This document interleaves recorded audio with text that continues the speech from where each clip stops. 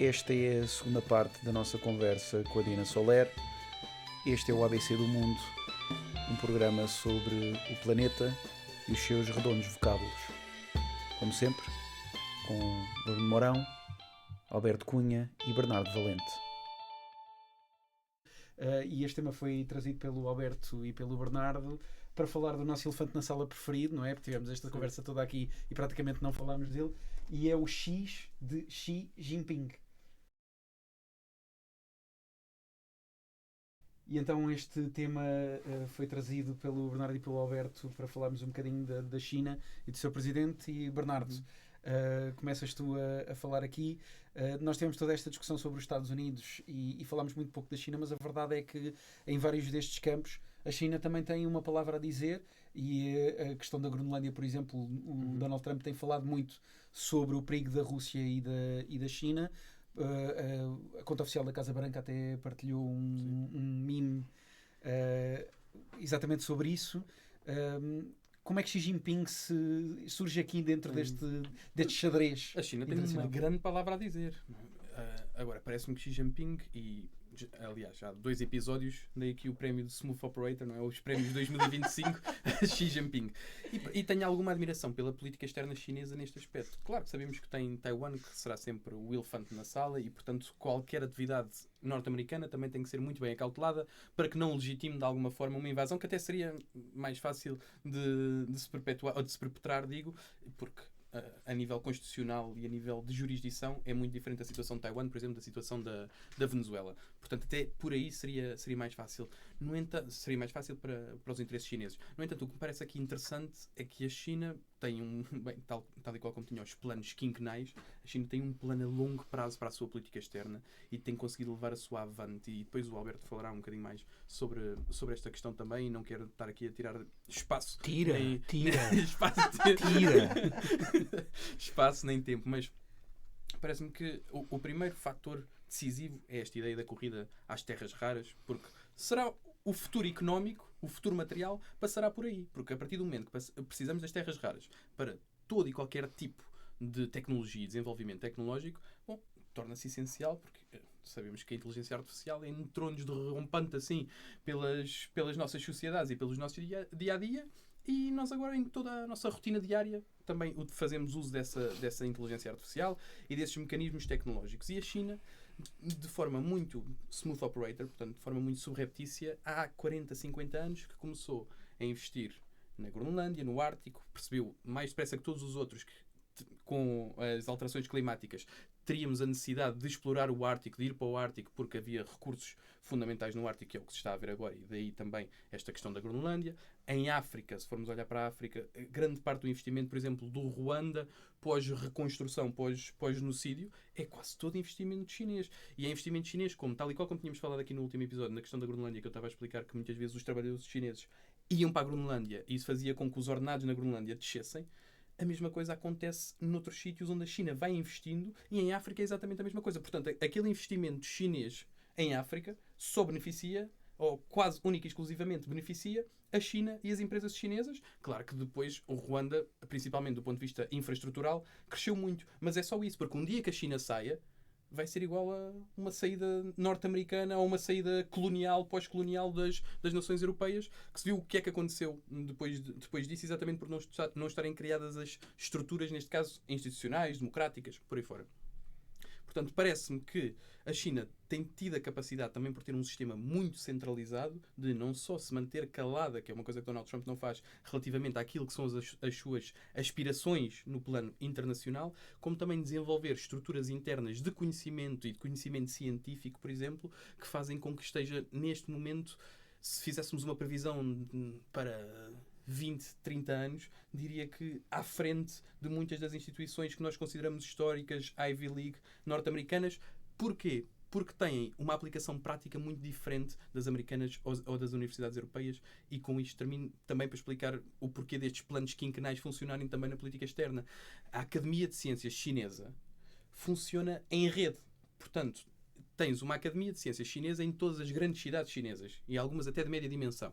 E todas elas trabalham em conjunto. Portanto, usam aquelas terras raras de imediato num plano centralizado de desenvolvimento científico, que sim, é descentralizado no sentido em que temos academias de ciências chinesas, pequenas filiais em todas as cidades, mas no fundo estão todas a contribuir para o mesmo objetivo, que será a Academia de Ciências Chinesa de Pequim. E eu tive num projeto de investigação em que fazíamos então a análise das citações e das patentes a nível mundial no mercado dos patogénicos que seriam criados sem influência nenhuma, sem impacto nenhum de animais, portanto sem utilização de animais. E o que percebemos é que, de repente, as empresas chinesas tinham uma alimentação brutal de todas estas patentes criadas por um mercado científico que é autossuficiente. E a partir daqui percebemos que, por exemplo, os Estados Unidos, e ainda a questão das empresas, como estava a falar há pouco, os Estados Unidos agora querem intervencionar, querem entrar e ter algum benefício económico com os dividendos do petróleo da Venezuela. A ExxonMobil, uma das maiores empresas do negócio petrolífero, já disse que não entra na Venezuela, pelo menos por agora, porque primeiro não quer fazer um investimento para criar as infraestruturas para tratar todo aquele petróleo, que é aquele petróleo duro, não é aquele petróleo do norte da África, que é muito mais limpo e quase que não é preciso ser refinado.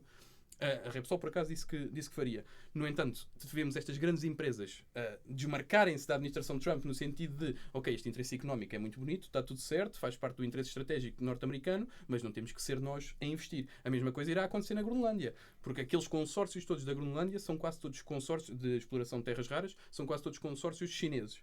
Neste momento não estão a ser explorados porque a maior parte deles era a céu aberto e agora há uma legislação no âmbito da sustentabilidade que não permite que sejam explorados, portanto estão a ser revistos e a China está temporariamente fora desses consórcios. No entanto, se o parecer for favorável a essa exploração, a China voltará. E os Estados Unidos agora... Mas vai ser... Quando é que isso sabe?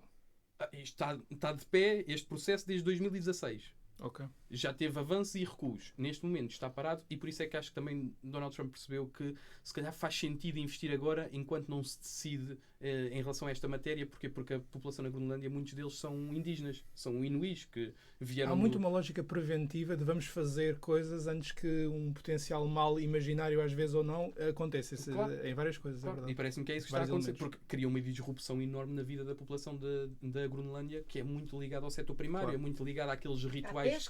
À pesca, aqueles rituais indígenas, que ainda existe muita população inuí indígena, de repente é uma disrupção total terem ali uma mina a céu aberto de lítio ou de urânio a 3 metros das suas casas, ou a 3 km das suas casas, porque o subsolo fica contaminado, o ar fica contaminado, a pesca fica contaminada, fica tudo contaminado. E agora os Estados Unidos o que têm que fazer é como é que, e as empresas americanas, à semelhança daquilo que vai acontecer na Venezuela, é como é que investimos em infraestruturas na Groenlândia, porque os Estados Unidos é dos poucos países que está na corrida ao Ártico e não tem um único quebra-gelo neste momento. A China já vai no terceiro. Quem é que vai investir nisso? E depois, é o dinheiro dos contribuintes norte-americanos? Tenho as minhas dúvidas. E depois porque são todos grandes reservatórios de matéria-prima, portanto implica um grande investimento, e para além de implicar um grande investimento, é depois importante contornar esta questão legal, que é o que tem tramado os chineses nos últimos anos na Groenlândia. Mas eu aposto contigo que a questão legal não vai travar o Donald Trump. Sim, em princípio não irá ser tão limitadora para Nem os chineses, mas isso é outra coisa. Sim, mas os chineses não o fazem como larde, não é? Preferem esperar 20 anos. Exato. E fazer a coisa à sua maneira do que entrar ali em catadupa e desatar drill, baby, drill. E pronto. E com uma ética de trabalho, seja como for, fascinante. Sim, Donald Trump, em relação à ExxonMobil, depois basicamente disse que ele nem sequer os queria. Basicamente, estavam a ser cute. Estavam a ser cute e que então assim nem os queria lá envolvidos. O que é que nós, principalmente na Europa, porque é a nossa perspectiva mais direta, não é? O que é que nós podemos aprender com esta abordagem da China? Podemos aprender a paciência? Podemos aprender alguma outra coisa? O que é que podemos retirar daqui? Eu acho que vou fazer uma coisa horrível, que é talvez deixar isso para a Diana, porque eu gostava é aquela velha técnica de essa pergunta é muito boa, mas o que interessa aqui é isto realmente. Eu vou explicar porquê. Há uma motivação. É que eu vim cá preparado para dizer coisas que ninguém disse. Eu vou falar das fraquezas da China. Estou farto de falar das forças da China. Então venho aqui para falar das fraquezas da China e potenciar o que é que... fazer cenários para o futuro. O Tucídides, que eu voltei a ler recentemente, tem uma análise histórica muito famosa sobre o conflito entre Atenas e Esparta e até a rivalidade que construí. Há outra análise interessante que eu li há mais tempo e não me lembro do autor, sobre Cartago e Roma. E não só essas análises, mas há vários exemplos históricos. Para mim, um principal é o Império Alemão no início do século XX, em que nós começamos a ficar mais agressivos e não menos agressivos quando vemos a nossa trajetória ascendente começar a estagnar ou a descender. E eu acho que é nesse ponto que a China está. Ficamos mais agressivos, não ficamos menos agressivos. Isso aconteceu já agora na história dos Estados Unidos, porque os Estados Unidos, na ascensão, apenas interviu muito relutantemente em conflitos e, em última análise, no Império Romano, e há outros exemplos. Não quer dizer que seja sempre, não é determinista, mas há outros exemplos. Porquê? E a Europa? E a Europa também. A Europa tornou-se mais agressiva quando começou a decair. Quando começou a estagnar com vista a decair. 3 fragilidades importantes que se têm revelado do sistema chinês e que os decisores chineses, que têm essa virtude da paciência, pelo menos o fator tempo é o mais importante para a China. Perguntou o Nixon ao Zhou Enlai quando visitou em 72 o que é que ele achava da Revolução Francesa e ele disse que ainda era demasiado cedo para responder a essa pergunta. Bem, primeira fragilidade energética. Esta é a grande fraqueza da China e é bastante pior do que os Estados Unidos, porque eles não têm o Alasca, não têm o Texas, não podem libertar, não são de todo. Exatamente. A China é totalmente dependente energeticamente. Isto é uma obsessão de Pequim, provavelmente não, certamente mais quieta, mas é uma obsessão porque o problema deles é bastante maior. De todos os candidatos a potências mundiais, incluindo a União Europeia, se for uma potência, a China é que tem a pior situação energética, tendo em conta também a dependência da indústria. E significa que esta agressividade que lá está, aconteceu, por exemplo, no Império Alemão, toda a gente achava que o século XX ia ser o século do Império Alemão. Foi da Alemanha, mas de uma maneira muito diferente, mas não do Império Alemão, porque eles basicamente começaram a fazer coisas agressivas. Cartago fez o mesmo quando começou a ver o diferencial com Roma a mudar. E aqui há poucas opções para a China. E é o segundo ponto, que é uma grande fragilidade que a China tem em relação aos Estados Unidos e que os Estados Unidos, infelizmente, estão neste momento a mandar para o lado, que é as alianças. A esmagadora maioria dos vizinhos da China odeia a ascensão ao poder da China. Eles têm tido um enorme... Nós podemos falar, e eu já falei várias vezes, o Belt and Road, claro, e também, por exemplo, a Organização de Cooperação de Xangai. A esmagadora maioria dos países que estão na zona da China têm ou medo, ou ódio, ou uma mistura dos dois em relação à China. E, às vezes, são regimes que podiam ser próximos. Por exemplo, o Vietnã, na prática, tem sido um proto-aliado do Ocidente, não porque gosta de nós, mas porque tem gosta menos da China. Por exemplo, falou-se na questão de como é que os Estados Unidos vão captivar Japão e Coreia do Sul se houver um problema com a China. Eles já estão cativados há 300 ou 400 anos. Ninguém precisa de os cativar para uma aliança anti-China. Esta grande dificuldade em fazer alianças é um enorme problema estrutural para a China. E o terceiro problema estrutural é a demografia. E a demografia... houve a famosa política do um casal, um filho, que está a ter consequências a longo prazo. Há um excesso de homens na China, por motivos bons e maus que eu não preciso estar aqui a decorrer, mas que são documentados, e não estou a fazer caricaturas, são documentados. Existe um excesso de homens grave, existe uma enorme dificuldade em balançar o que é o dinamismo económico e demográfico da China litoral com a China interior. Os problemas que nós ouvimos falar no Tibete e, vamos ser claros, pelo menos um proto-genocídio ou limpeza étnica como é que se chama aquela região do Nordeste? Que são os uigures, Xinjiang, peço desculpa. São também fatores de um enorme desequilíbrio. A China é muito mais desequilibrada economicamente que os Estados Unidos. Estamos aqui a falar dos desequilíbrios. Se existisse uma democracia na China, esses problemas já seriam revelados em eleições. Claro que não existem.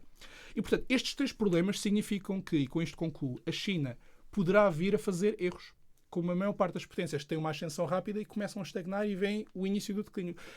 Poderá ser um erro tentarem tomar Taiwan, ou sem terem a licença para tomar Taiwan militarmente, por causa das doutrinas de Dong Zhuo, e portanto agora vamos ter uma doutrina Shinrou ou o que seja, podem causar problemas, mas alguns problemas já estão a ser causados. A China está a começar a desaproveitar aquilo que começou a fazer bem na sua fase mais humilde, e com isto concluir, que é as instituições. Os BRICS não são os mesmos BRICS que eram há 10 anos. Há cada vez mais resistência da Índia e do Brasil aos planos mais radicais que a China tem, por exemplo, a desdolarização que não resultou. Por exemplo, a maior parte dos empréstimos do Banco Asiático de Infraestruturas, vão ver, são em dólares. Porquê? Porque é o que os investidores querem. E a China está a tentar puxar isso, e outros países que estão lá, como o Irão, e não é por acaso, se juntaram aos BRICS, mas eles estão, o Brasil ainda, estão noutra e não querem jogar o jogo da China de todo. Não querem necessariamente do Ocidente, mas não querem de todo o da China. E, portanto, eles estão a aproveitar as instituições. Poderão ter digamos, um problema se tiverem uma viragem agressiva por estarem neste estagnar, e eu não tenho certeza que o sistema político aguente que o final deste ciclo de vitórias em relação ao Ocidente. Última coisa, prometo, eu dei um curso na Alemanha que tinha vários alunos chineses, e foi para mim chocante ver que eles passaram em 20 anos num sentimento de inferioridade em relação ao Ocidente para um sentimento de superioridade bastante perigoso, e ali a tocar na arrogância. Mais um problema deste tipo de potências que começam a estagnar. Sim, eu só para contrariar o Alberto não vou fazer a pergunta que tinha feito. Mas eu queria responder. Então, eu queria muito responder. Além dessa questão do que é que podemos aproveitar, o que é que podemos aprender também com a China e com a política de Xi Jinping, eu ia também fazer uma outra pergunta a seguir, que é mais relacionada com esta questão das fraquezas. A China está mesmo a comportar-se como um animal ferido, ou seja, naquele momento final de fraqueza, ficar ainda mais agressivo ou não? Eu vou responder às duas perguntas porque eu acho que são duas ótimas, pode ser? Claro. O que é que nós podemos aprender com a China? Nada, espero eu. E eu não estou a dizer isto com maldade nenhuma, nem estou a dizer isto porque acho que a China pode estar efetivamente já em declínio e não em ascensão. É porque tudo o que vem do regime chinês me causa uma desconfiança enorme. Eu não quero um regime de vigilância autoritária quase totalitária. Claro. Eu não quero um regime que me controle através de um sistema social de pontos e que me permeie ou que me castigue se eu fizer alguma coisa de mal. Eu prefiro, ainda assim, eu prefiro uma América liberal do que uma China autoritária, sabendo os perigos horrendos que podem vir de uma América iliberal. Eu não quero que a Europa aprenda nada com a China. Não quero. Mesmo. Porque eu acho que não se pode ser uma grande potência a qualquer preço. Mais uma vez vamos sempre parar à questão dos valores. Relativamente o Alberto e o Bernardo deram-me esta sugestão de reler ou ler, e que era uma sugestão que eu daria a toda a gente porque é um texto curtinho e que ensina muitas coisas. O texto do discurso de Xi Jinping de Ano Novo.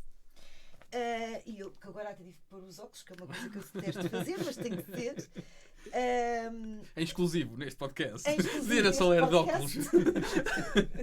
Eu sou muito disparatada às vezes. Ele diz aqui uma coisa que eu fiquei a pensar. A China que tem muito a ver com aquilo que o Alberto disse. Agora já posso tirar os óculos porque já vi aquilo que queria ver.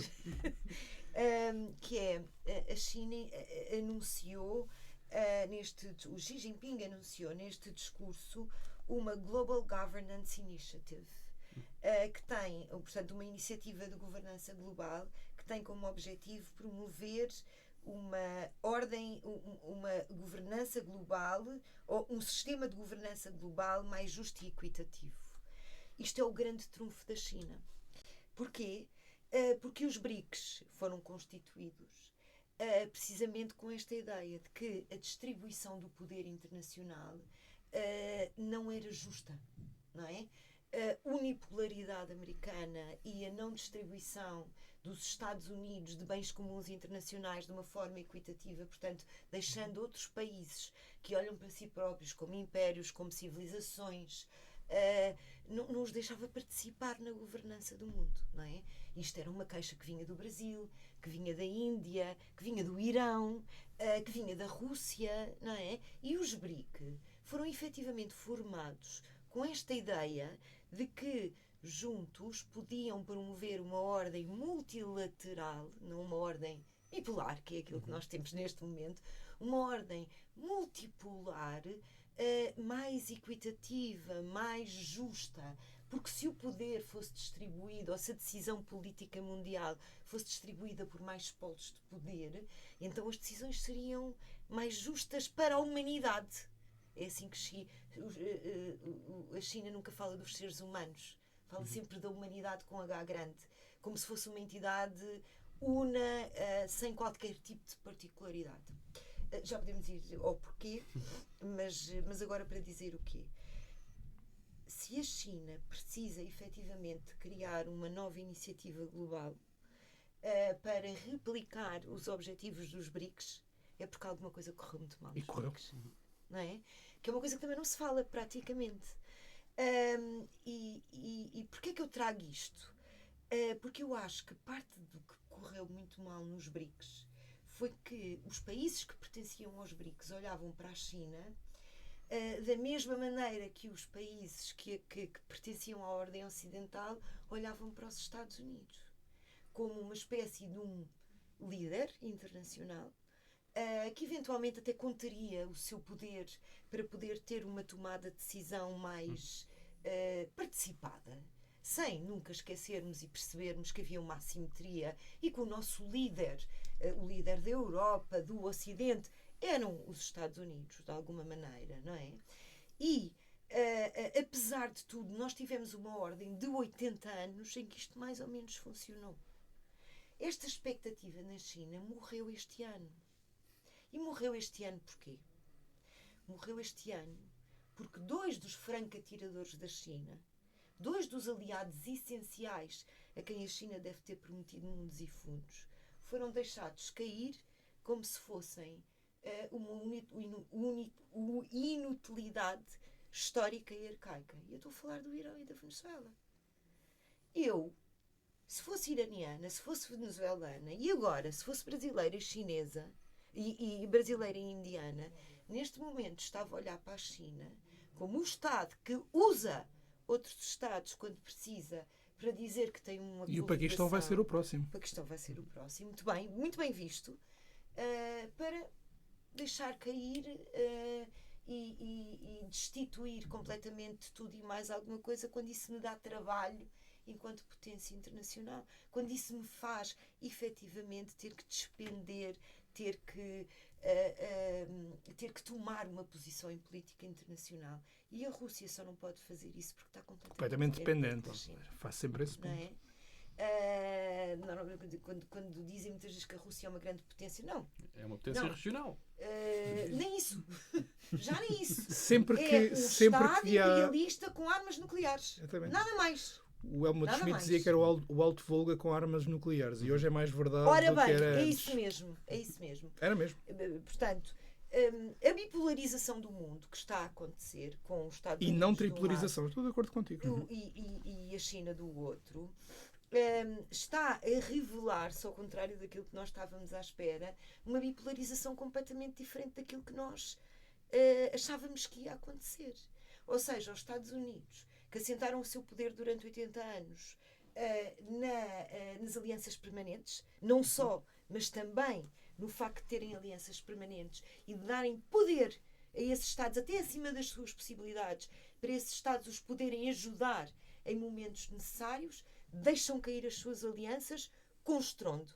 E a China, que nós estávamos a achar que ia alimentar, ou que pelo menos os Estados à volta da China achavam que a China ia alimentar um tipo de aliança semelhante aos Estados Unidos, desenganaram-se completamente. Portanto, nós estamos a olhar para um sistema internacional cada vez mais bipolarizado e nenhum dos Estados que fazem parte dessa bipolarização, Estados Unidos e China, estão no momento de ascensão. E isto é que torna o mundo absolutamente perigoso neste momento. Não é? Bernardo, e por isso é que importa olhar para dentro destes países. Eu ia-te perguntar uma coisa também, Bernardo, só para enquadrar esta tua próxima intervenção. A Diana dizia que preferia uns Estados Unidos iliberais face a uma China autoritária, ou seja, esta escolha. Mas não quero nada disso, nem claro, uma coisa nem outra. Mas se tivesse que isso nem sequer isso. Venha uma Rússia autocrática. Não, eu acho que isso já não é modelo. Na verdade, eu acho que nós muitas vezes, isto só para terminar, peço desculpa, claro. Nós falamos muito da Rússia, porque a Rússia tornou-se um problema para nós, não é? A Rússia é nosso inimigo. Quer nós queiramos, quer não. Nós não escolhemos. Aliás, fizemos o erro estrondoso de apaziguar a Rússia tempo demais. E tempo suficiente, eu acho, tu podes não achar, e acho muito bem que não aches, mas eu acho.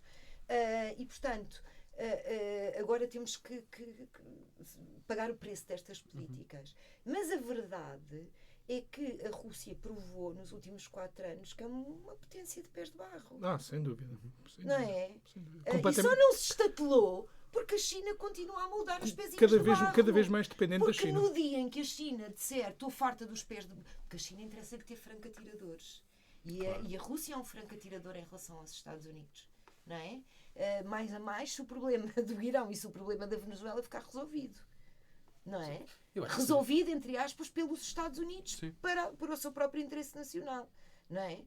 Agora, desengane-se quem achar que a Rússia vai mudar o mundo, porque não vai. Vai tentar arranjar aqui problemas a toda a gente, porque é um bully também. E porque é um bully com mentalidade imperial. Mas a Rússia, quer dizer, não conseguiu vencer a Ucrânia em 4 anos. Eu acho que nós estamos aqui na possibilidade de nem conquistar o Donbass todo. Estamos aqui na possibilidade de ter todas as potências ou grandes potências em declínio. Nós estamos a viver num mundo em que os únicos países que estão realmente a crescer são médias potências ou potências emergentes.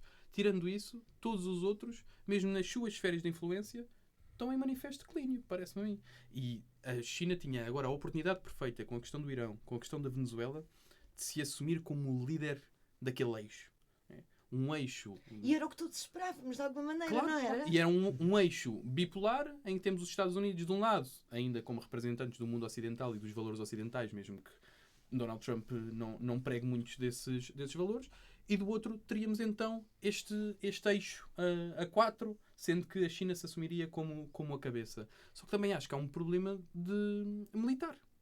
A China não assume este papel porque também sabe que provavelmente não terá capacidade, nem com a ajuda da Rússia, porque aquilo que a Diana estava a dizer é verdade, são 4 anos para conquistar o Donbass.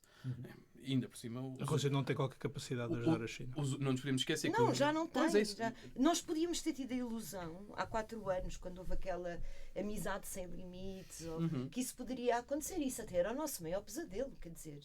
Imaginarmos a China e a Rússia juntas. Agora, a Rússia dilapidou todo o seu património político, militar, enfim, não é? A menos que largue numa bomba nuclear e a partir daí eu acho que era a China que aniquilava a Rússia em 3 tempos.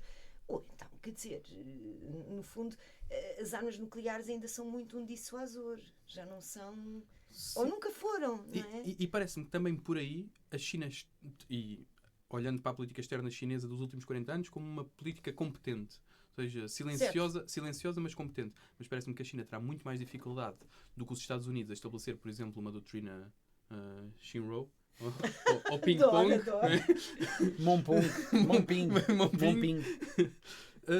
Exatamente porque tem ali vizinhança que, mesmo dentro daqueles acordos multilaterais que a China tem tentado assumir também uma perspectiva de liderança da governança global, e enquanto os Estados Unidos apostam no bilateralismo, agora a China vai apostando neste multilateralismo, ou pelo menos tentar-se assumir como esse líder que cria pontes em novas instituições diferentes daquelas que o mundo ocidental do pós-guerra conhece. E, aliás, até há um livro escrito por um antigo secretário-geral das Nações Unidas que se chama A China, pelo menos a tradução em português, A China já ganhou, e a ideia é mesmo essa. A China já ganhou porque ocupou o espaço dos Estados Unidos, que é o espaço do multilateralismo, o espaço de um mundo livre em que existe pluralidade de ideias na discussão das relações internacionais. Claro que, pronto, vale o que vale, é uma opinião como todas as outras. Mas discordo. Sim. Já não, aqui não matem mensageiro, aqui estou só a passar a mensagem do livro. Mas isto para dizer o quê? Que, por exemplo, a Venezuela, a Colômbia, podem oferecer ali resistência, principalmente resistência da sociedade civil, por estar extremamente armada, ligada aos cartéis, como sabemos. No entanto, não têm a capacidade concertada de derrotar os Estados Unidos ou de prevenir uma ambição expansionista dos Estados Unidos na América do Sul. Enquanto os vizinhos da China e alguns inimigos históricos, como é, por exemplo, o Japão, eventualmente terão essa capacidade. E por isso é que a China tem uma tarefa muito mais difícil. Se dividirmos o mundo em esferas de influência, a China terá uma dificuldade muito maior em expandir a sua área do que os próprios Estados Unidos. E para além disso, como vimos agora, a China também, se tivesse alguma capacidade militar, teria pelo menos lançado um aviso, lançado um alerta, agora que aconteceu isto na Venezuela. Não lançando, acho que é sintomático dessa dificuldade da China, que pode estar em declínio, tal e qual como todas as outras potências. Não deixa de ser interessante, porque é um mundo em que todas as grandes potências estão em declínio, portanto há de ser um mundo em mudança. Necessariamente bom. Não acho que seja bom. Porque as potências em declínio, como estava a dizer o Alberto e bem, são mais predatórias, historicamente são mais agressivas. São. Mas é um mundo em mudança. Isso acho é o que já sintoma ninguém... claro que... Isso acho que já ninguém... E que não sabemos para onde vai. Porque de repente temos a Índia a entrar aqui também. Podemos discutir outro dia. Por acaso acho que a Índia quer dizer, também tem um bocadinho de pés de barro, não é? Nós estamos à espera que a Índia se transforme numa grande potência há 20 anos ou 30 anos, não é? E a Índia não tem conseguido. Agora, esta Índia de Modi pode bem ser uma Índia muito amiga do Donald Trump. Uma das coisas que se sabe é que há ligação entre intelectuais indianos e norte-americanos da nova direita, não é? Isto é uma coisa interessante. Agora, há uma coisa que eu gostaria de dizer que acho que é muito simbólica da perda de poder da China, que é o Brasil. O Brasil de Lula é profundamente anti-americano. E o Brasil de Lula escolheu, contra todos os seus princípios democráticos, apoiar ativamente a Rússia na invasão da Ucrânia. Não, acho que a posição foi um bocadinho mais nuanceada, embora eu acho que eles não tiveram à altura daquilo que seria de esperar de uma certa esquerda progressista europeia, mas acho que tem muito a ver com o contexto, é a minha interpretação, tem muito a ver com o contexto da polarização anti-Bolsonaro e da experiência que o Brasil tem de pós-colonial e as intervenções dos Estados Unidos. Eu acho que as pessoas na Europa, eu incluindo, embora é um continente que eu gosto bastante, menorizam aquilo que foi a experiência traumática de muitos países da América Latina com os Estados Unidos dos anos 60, 70 e 80. E falou-se pouco disso. Não, mas a questão onde eu queria verdadeiramente chegar era que o Brasil era de todos os BRICS, digamos assim, aquele que mais ruidosamente abraçava a ordem chinesa. Mas not anymore. Mas isso é que é o ponto, Alberto. Pois. Abraçava a ponto de poder, de alguma maneira, pôr-se em risco internacionalmente, tomando posições que lhe podiam sair muito caro caso a China não emergisse como uma grande potência. Mas eu... Não é? E deixa-me só terminar. Sim. E esse recuo do Brasil, eu acho que é o mais simbólico e o mais... que foi um recuo discreto, mas talvez seja o país que mais investiu internacionalmente no apoio a uma ordem chinesa, e se esse país se retira é porque alguma coisa está a correr mal no mundo chinês. E acho que é uma oportunidade com um ponto que eu faço sempre, portanto vou fazer mais uma vez porque não, acho que é uma oportunidade estratégica para a União Europeia, e a aprovação do acordo do Mercosul para mim foi a melhor notícia do sistema internacional dos últimos, nem me consigo lembrar, pelo menos 2 ou 3 anos. Eu também acho que o Alberto tem toda a razão. Sendo que mesmo assim o Mercosul foi importantíssimo. Mesmo assim não houve unidade completa dentro da própria União Europeia em relação ao acordo. Não é? O Macron confirma-se como um dos piores 2 anos seguidos de um líder francês que eu me consigo lembrar. Mas eu acho que o Macron é um péssimo líder, ao contrário de os últimos 2 anos foram absolutamente abismais. O Macron mesmo. deu cabo da França, não é? Portanto, para ser eleito, ofereceu o resto da França aos extremos. Vendeu a alma ao diabo. E pronto. E agora está numa situação em que quer tanto ter este papel golista que ele gosta tanto, que faz a geneira atrás. A França, aliás, prejudica profundamente a Europa. A França vai ser o eixo fraco desta tentativa que a Europa vai ter de se assumir como um ator global, que eu tanto acho que é necessário. Mas eu espero que os países europeus façam a França sentir isso. Já fizeram com isolaram no acordo do Mercosul? Exatamente. E isso é um passo importante para a Europa. Porque sempre houve um certo elan com a França e com a Alemanha, com o ex-franco-alemão, e isso partiu-se com a história do Mercosul. E eu acho que os líderes europeus têm razão. Há dois problemas com a França. A França macronista é uma França que tem sido má para a Europa nos últimos anos. Nos últimos 2, então, terrível. Terrível. Absolutamente. E a França de 2027 para a frente pode ser outra França. Pois. E eu ia exatamente dizer isso, é que É se um calhar ponto importante no também, pós-eleições de 2027 nós se calhar podemos estar aqui a dizer uma coisa muito diferente de Macron. Tanto se calhar pela positiva, dependendo dos resultados, Pela positiva mas parece difícil. pela negativa. Não, porque assim, reparem, eu acho que há aqui uma coisa que nós também devemos ser muito crus a pensar, não é? Parte do problema da Europa e o facto da Europa estar muito vulnerável aos Estados Unidos e à Rússia relativamente aos partidos políticos que foram sendo criados, não é o caso da França, porque o Rassemblement National, que já teve não sei quantos nomes... Vem do pós-Argélia, basicamente. E que já teve não sei quantos nomes, vem dos anos 60, precisamente. Não é um fenómeno recente de todo. Sim. Não é um fenómeno recente, como é a ADF, por exemplo. Mas o Macron tem responsabilidade na emergência da Marine Le Pen e do Bardella e de todo o seu partido. Porque secou o centro na sua figura. E secando o centro na sua figura, ofereceu aos extremos, ao Mélenchon e ao Rassemblement, seja da Marine Le Pen, seja do Bardella, uma oportunidade de ouro para ganhar as eleições. E essa responsabilidade Macron terá e ficará escrita nos livros de história.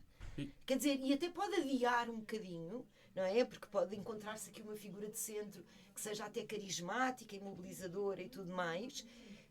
Mas o Macron vai ser sempre o homem que secou o centro democrático da França. E só para recentrar, porque estávamos a falar da China, temos mesmo de acabar aqui as conversas são com mais cerejas. Não, mas faz todo sentido nós irmos a outros temas, mas eu queria só pegar neste último ponto do Bernardo para fazer aqui um final desta discussão e só perguntar ao Alberto rapidamente se este silêncio da China, principalmente em relação à Venezuela, se não pode ser estratégico em preparação de uma intervenção em Taiwan, que nós falámos exatamente no dia em que Maduro foi capturado, que há algumas diferenças, porque Taiwan é reconhecido internacionalmente por muitos países como um território chinês, e se este silêncio não pode ser um bocadinho também cínico e parte do smooth operator que nós premiámos aqui também.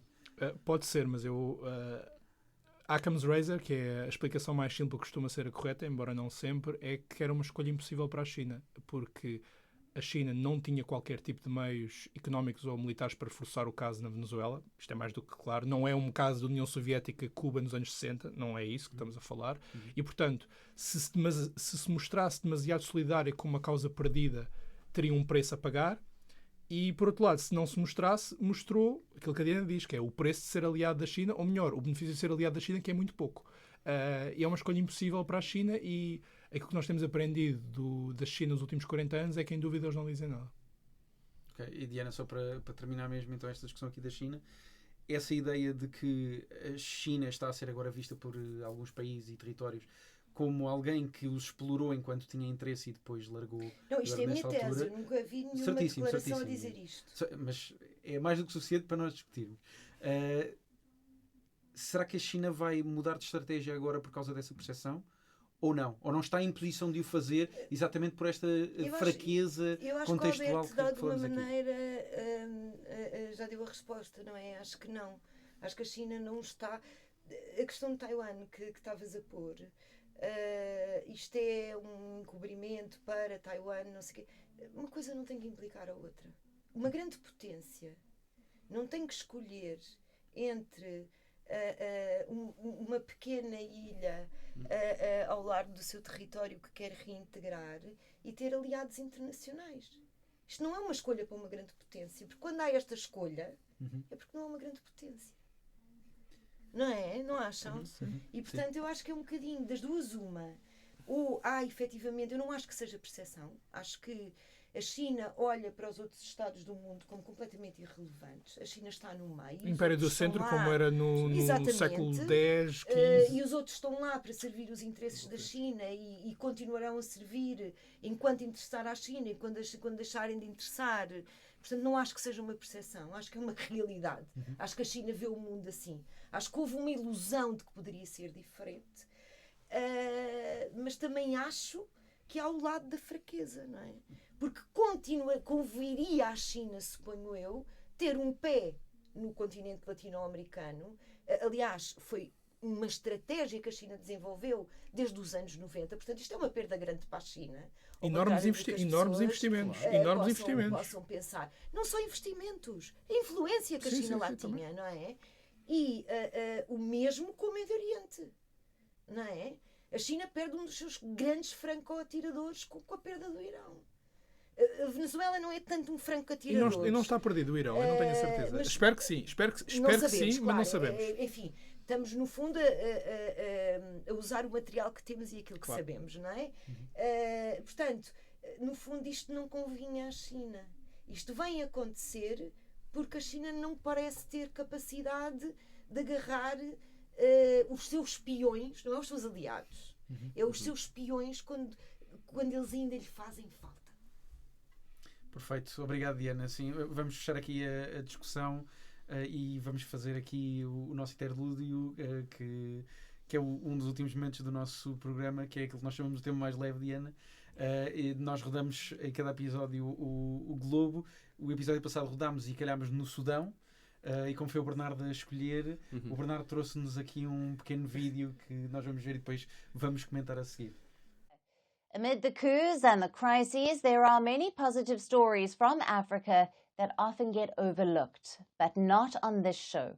Today we are getting you a story from South Sudan.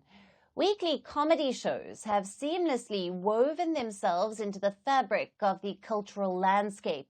This is no small feat in a country grappling with the aftermath of political turmoil and civil strife. A courageous group of comedians have embarked on a mission to bring laughter back into the lives of South Sudanese people. Here's our report. Nestled in the bustling heart of South Sudan's Juba city lies a hidden gem that ignites laughter and joy every Thursday evening. As the sun sets and the city buzzes with anticipation, thousands flock to a concert hall with munchies in hand, ready to immerse themselves in a unique form of entertainment which has become a beacon of hope in this war-torn region. What started as a small venture a decade ago has blossomed into Juba's most beloved entertainment fixture, weekly comedy shows. In a country plagued by political conflicts and civil unrest, the mission was simple yet profound: to make people laugh again against all odds. A group of courageous comedians took on this challenge. They were armed with the belief that humor could be a powerful tool for healing. Bom, então, Bernardo, trouxeste-nos aqui um vídeo, não sei se queres explicar um bocadinho. Primeiro dizer que o Sudão não foi uma escolha. Mas de qualquer das formas... Para a leveza, não é? Foi desafiante. É tudo menos leve. Foi desafiante. Certo.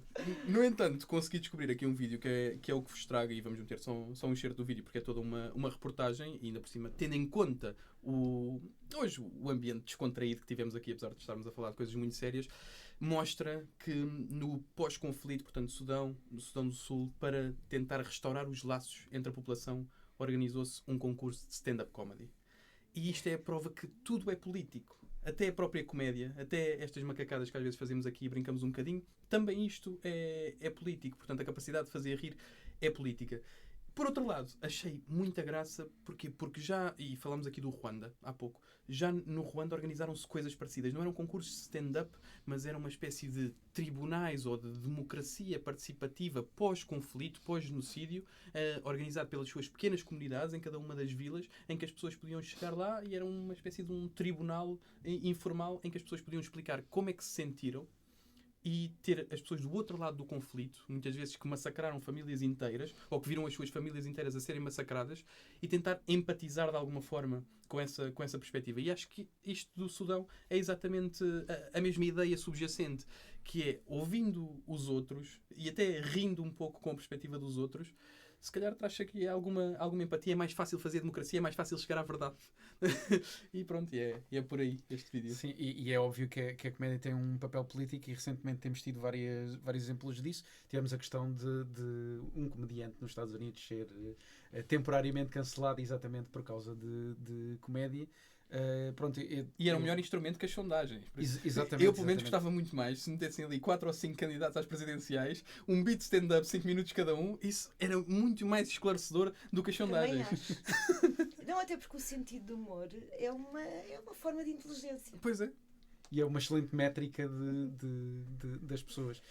Bem, eu vou perguntar aqui muito rapidamente se houvesse um festival de comédia assim deste género em Portugal, quem é que nós escolhíamos como representante da comédia portuguesa? Diana? Ai, não força. O Almirante.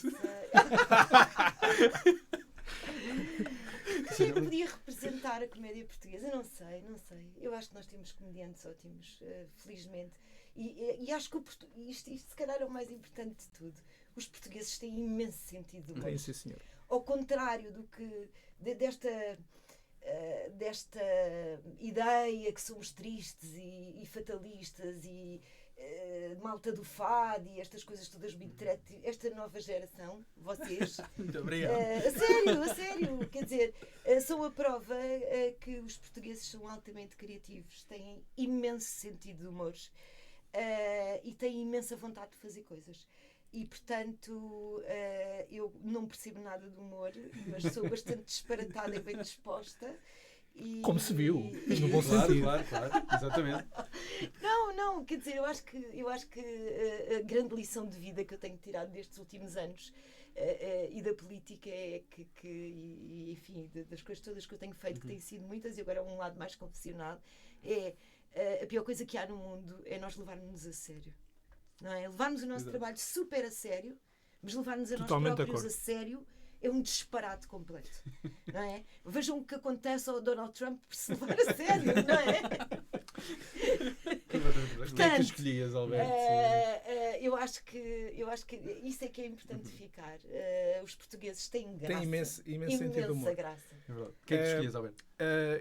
Depois queria fazer só um comentário sobre o humor na política. Claro. Vou fazer uma escolha que é engraçada, que é o Hermano José, que é uma escolha clássica, mas, e eu descobri isto há um ano, ele não é cidadão português oficialmente, ele é um cidadão alemão, que é um país que tem a reputação, ele abdicou da nacionalidade portuguesa para não ir para a guerra colonial, se não me engano, ou alguma coisa desse género. Ele só tem nacionalidade alemã.